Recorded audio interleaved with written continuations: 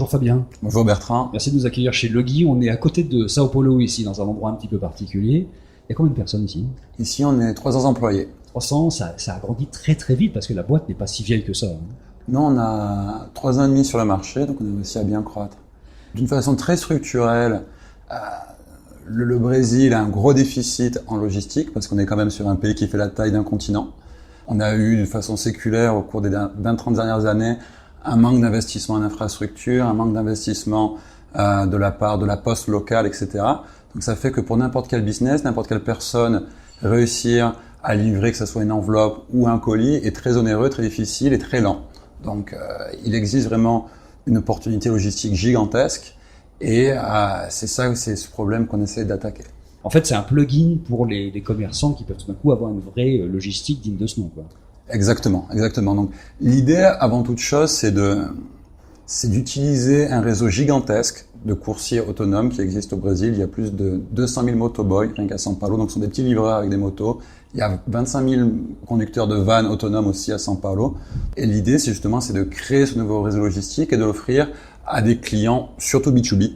Donc, on se spécialise aussi bien sur la livraison de documents, de plus en plus sur la livraison de colis, donc on fait du Amazon, on fait du Walmart, on fait du Carrefour, et de plus en plus aussi la livraison de restaurants. On a 6000 coursiers, la majorité étant des motoboys, mais on fait parfois aussi des livraisons avec des petits vans, des petites camionnettes.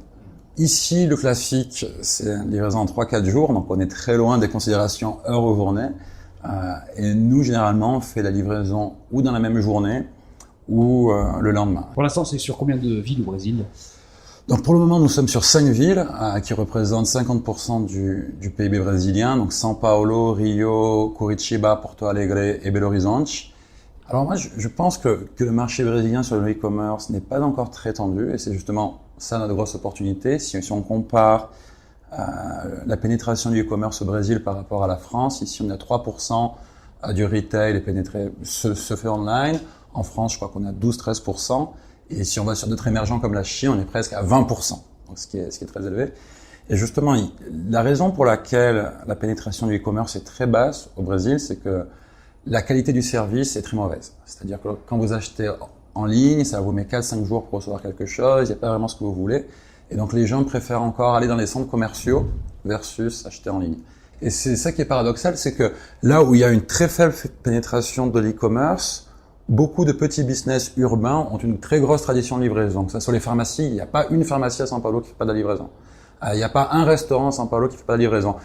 C'est un phénomène qui est très peu connu en France, mais qui est très développé ici. Et le marché est en train de comprendre que pour croître, la pénétration du e-commerce, on a vraiment besoin, justement, à l'instar de ce que fait Amazon en France, d'avoir un phénomène de flight to quality, de vraiment d'amélioration du service.